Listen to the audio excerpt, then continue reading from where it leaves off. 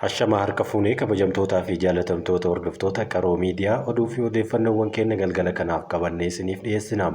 Oduu fi odeeffannoowwan keenya kan har'aaf qabanne keessaa biyya keessaa fi biyya alaatiinis kan isin biraan geenyu ta'a. Walitti bu'iinsa raafamaa kan jirtu naannoo Amaaraa humnoota waraanaa 10,000 lakkaawaman leenjisaa jiraachuun ifa ta'eera. Pirezidaantiin itti aanaan qindeessaan kilaastara dhimma bulchiinsaa fi itti aanaa biiroo nageenyaa fi tasgabbii naannoo Amaaraa Dassaaleny Xaasaw mana barumsaa leenjii waraanaa bu'uura Birshalaqootti argamutti leenjifamtoota ittisa lagannaa fi poolisii idilee jajjabeessuun gabaafame. Dassaaleny Xaasaw daawwannaa kanaan haala nageenya naannichaa yeroo ammaa akkasumas fedhii uummataa fi mootummaa irrattis leenjifamtoota ibsa kennaniiru. Dabalataan barbaachisummaa fi galma leenjichaas leenjifamtootaaf ifoomsuu miidiyaan naannichaa gabaaseera. Kaayyoon leenjichaas leenjifamtoonni of danda'anii hamilee waraanaa xiinsammuu guddifatanii ofumaa isaaniitiin nagaha akka eegsisanis kan dandeessisu jechuun himameera.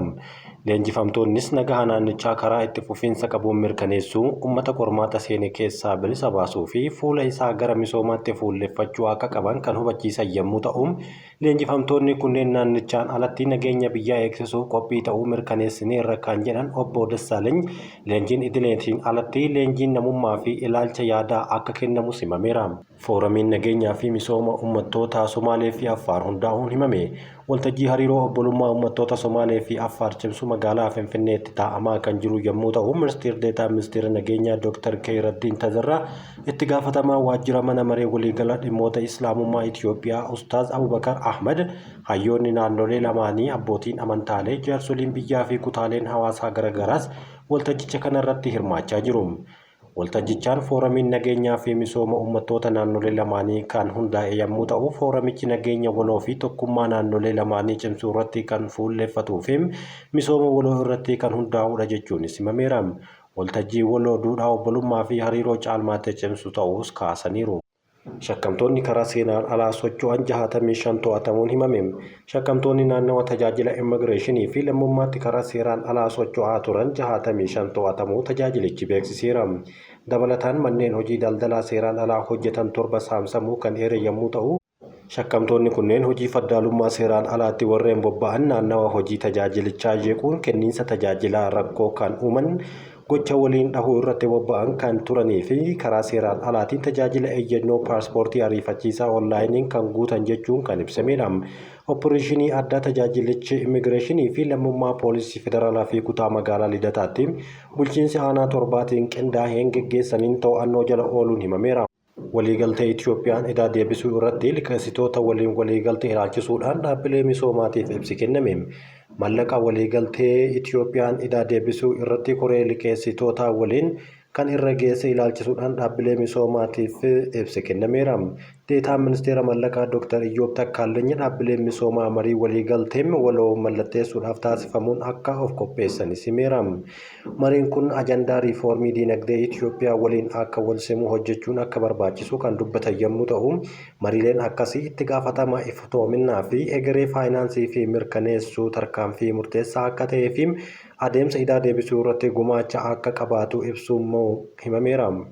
Injiinar Taakkalaa Uumaan hooggantoota kaampaanii doonii fi loojistiksii idil-addunyaa Deenmaark waliin mari'atan.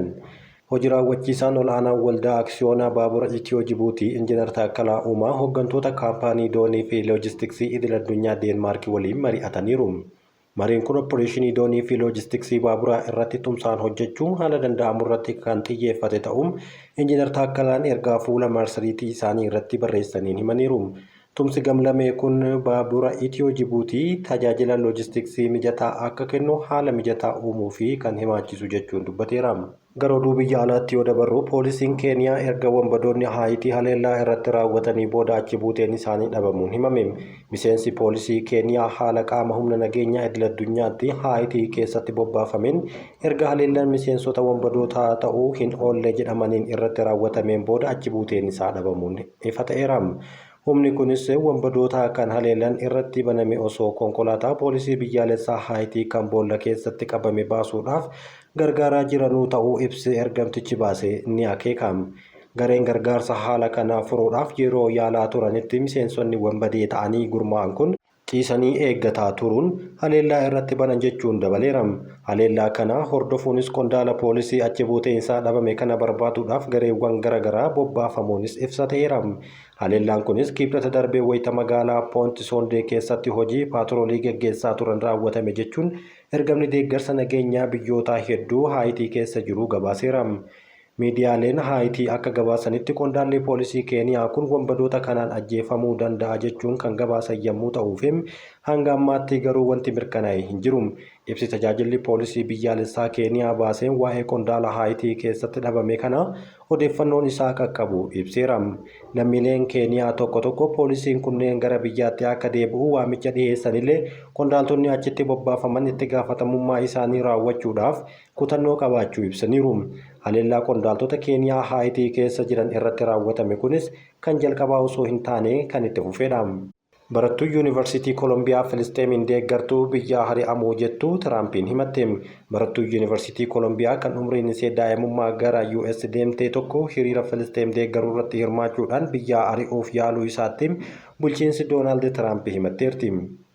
Jiraattuu dhaabbataa seera qabeettii Ameerikaa kan taate Yuunseo Chang kan umriin ishee ganna 21 yeroo umriin ishee waggaa 7 ta'etti Kooriyaa Kibbaa irraa gara sanatti imalte jedhama. Qondaaltonni immigireeshinii garuu mana ciisichaa ishee yookaan doormii dabalatee dhaabbilee Koolombiyaa hedduu keessatti ajaja sakatta'iinsaa raawwachuu isaanii himaa jiru. Himannaa barattuu tanaanis fooyya'insa jalqabaa fi mirga heera mootummaa biroo kaasuudhaan hidhaa fi biyya ari'uu ishee akka dhaabbatuuf gaafata. Kunis taatee dhiheenya kana Mahamud Khalil aktiivistii beekamaa Filisteem deeggaruu kan qondaaltota yuunivarsichaa fi barattoota mormanitti mormitoota gidduutti mari'achuudhaaf gargaare to'annaa jala oolchuu hordofeeti jedhameera. Ibiddi bosona cimaa Kooriyaa Kibbaatti mudatee yoo xiqqaate namoonni 24 du'an. Naannoo kibba Kooriyaa Kibbaa keessatti balaa ibidda bosonaa cimaa babal'achuu itti fufee wal qabatee yoo xiqqaate namoonni 24 hanga ammaatti lubbuun isaanii dhabuu himameera. Namoonni miidhaman harki caalaan isaanii manguddoota umriin isaanii waggaa 60 fi 70 gidduutti argaman yoo ta'an qondaaltonni biyyattii beeksisaniiru. Balaa ibiddi bosonaa lubbuu namaa galaafatu kun akkasumas namoonni 23,000 ol mana isaanii akka baqatan dirqisiisu akkasumas namoonni gara 26 miidhamuu fi 12 ammoo haala yaaddessaa keessa jiraachuu himeera. Rakkoo cimaa kanaan dura mudatee hin beekne kun ammallee haala yaaddessaa keessa kan jiru yommuu ta'u heelikooptarri ibidda kana dhaamsuuf dhuftes keessatti kuftee akka caccabde ifa ta'eera. Akka odeeffannoo dhiheenya kana ministeera biyya keessaa fi nageenya Kooriyaa Kibbaa irraa argame mul'isutti ibidda bosonaa Kooriyaa Kibbaa keessatti mudateen yoo xiqqaate namoonni 24 du'uun isaanii himameera jira. Rakkoon kun kanaan dura biyyattii keessatti mudatee akka hin beekne yommuu ta'u yeroo ammaa kana cimee itti fufeera kan jedhan itti aanaan pirezidaantii kan ta'an Han Daksoo itti dabaluunis ibiddi kun seenaa isaa keessatti ibidda bosonaa isa hamaa fi ta'ee fi galmee haaraa irratti kan barreeffamedha jechuun dubbata. Manni amantii Buddistootaa umrii waggaa 1,300 ol qabu dabalatee namoonni 23,000 ol baqachuu fi iddoo hambaalee aadaa hedduu miidhamaniiru jedhan. Heelikooptarri ibidda dhaamsaa turte roobii walakkeessa guyyaa keessa gaarreen kutaa biyya keessatti kan kufe yommuu ta'u qondaaltonni sababa isaa qorachaa jiraachuu garuu himaa jiru. Namoonni ibidda dhaamsan 10,000 lakkaa'amanii fi miseensonni waraanaa 5,000 ol ta'an akkasumas heelikooptaroonni waraanaa Ameerikaa Kooriyaa Kibbaa keessatti buufatan ibidda kana dhaamsuudhaaf bobbaafamaniiru. Guyyaa kibxataa eejensiin balaa ibiddaa biyyaalessaa balaa mudatee kana gara sadarkaa balaa ibiddaa ol aanaatti kan ol kaase yoo ta'u kunis bara kana keessa akeekkachiifni akkasii yoo kaafamu kan jalqabaati. Ibiddi bosonaa akkanaan baduu lubbuu namootaa qabsiisee Kooriyaa Kibbaa keessatti kan baay'ee hin baratamne yommuu ta'u taateen ibidda tibbanaa kun biyyattii keessatti guyyoota darban muraasa keessatti namoonni 24 lubbuu isaanii akka dhaban taasiseera. Kanaanis balaa ibiddaa seenaa biyyattii keessatti isa balaafamaa jechuudhaan barreeffameera. Kana malee ibidda bosonaa gara heektaara 17,000 ta'u kan barbadeesse yommuu ta'u ibiddi kun seenaa Kooriyaa Kibbaa keessatti bal'ina lafaa barbadeesseenis sadarkaa sadaffaa irratti kan argamudha jedhama. Ibiddi magaalaa Useong jedhamtu keessaa ka'e kun bulchiinsa keessatti mana qulqullummaa yookaan mana amantaa Gwaansaa jedhamu bara 618 dhaloota Kiristoos dura ijaaramee fi mana amantaa gurguddoo bulchiinsa kana keessatti argaman hedduu mancaaseera. Raashaa fi Yukureen galaana gurraacha irratti walitti dhukaasuu dhaabuuf walii galan. Raashaa fi Yukureen guyyoota sadiif Ameerikaa waliin marii Saawud Arabiyaatti geggeessaa kan turan irratti galaana gurraacha irratti walitti dhukaasuu dhaabuuf walii galtee isaanii irra gahaniiru. Washington walii galtee kana gahamuu wayita beeksiftuu ibsa baasteen qaamoleen martuu nagaa waaraa fiduudhaaf ni hojjetu jechuun dubbatteerti. Ulaa galaana gurraacha kanarra lolli dhaabbachuun daldalli rakkoo malee akka geggeeffamu hiree uumama. White House ibsa isaa keessatti biyyoonni lameen maddaan isaanii haleeluu dhiisuu isaa walii galteen haala itti hojiirra oolchan irratti hojimaata diriirsuudhaaf kutannoo qabaachuu ibsaniiru. Raashaan garuu walii galtee galaanaa irratti dhukaasaa dhaabuu kun hojii irra kan oolu yoo qoqqobbii nyaataa fi xaa'oo isheen oomishtu irraa kaahame qofa akka ta'es seefeera. Pirezidaantiin Yukureen Volodimir Zelenskiin galaana irratti wal dhahuu dhaabuun murtee daandii sirrii ta'uu dubbateera. Ammoo hojiirra ooluu danda'an kan jedhu ammoo dubbachuuf yeroon isaa ammaa miti jechuunis dubbateera. Tiraamp suuraa isaa waajjira keessa ture jibbee haaraa Putiin ergeen bakka buufate jedhamaa jira. Pirezidaantiin Ameerikaa Doonaald Tiraamp gita isaa kan Raashaa Vilaadimiir Putiin irraa kennaa suuraa harkaan kaafame argateera. Kunis erga inni suuraa isaa kanaan dura ture baay'ee badaadha jechuudhaan baasee mufateetii kan ta'ee fi yeroo ammaa kana suuraa kana bakka buusuuf akka jiru kan himamudha. Kennaan suuraa Putiin irraa argame ammallee ifa kan hin taanee fi dubbii himaan mootummaa Raashaa Dimiitirii Peeskoof kennaa kanaan kennaa dhuunfaa fi iddoo addaa qabu jechuun ibseera. Yeroo isaatti Putiin ofumaa isaatii waa'ee suuraa kanaa akka ibsus kan dubbatanii fi Tiraamp suuraa isaa kana kan harkaan kaafamee fi bulchiinsa Koloraadoo gamoo Kaapitool galma warra seera tumanii keessatti fannifamee ture qeequudhaan miidiyaa hawaasummaa isaatti ruuz irratti barreessee jira. Suuraan isaa kun wiixata bakka itti fannifame irraa kan kaafame yommuu ta'u ergamaan addaa Tiraamp Steve Witkoff kennaan suuraa Tiraamp Mooskoo irraa argamu mirkaneesseera. Kennaa kana akka gara Washingtonitti geessan gaafatamuu kan ibse yommuu ta'u qondaalli kun kennaa Putiin kanaan bobboca aardii bareedaa aartistii beekamaa Raashaan hojjetame jechuun ibseera. Tiraamp jaalala addaan simatan kan jedhu qondaalli kun Peeskoof kennaan kun wayita qondaaltonni Ameerikaa fi Raashaa akkaataa waraana Yukureen nagahaan furuudhaaf dhama'an kanarratti kan kennameef jechuunis himamaa jira.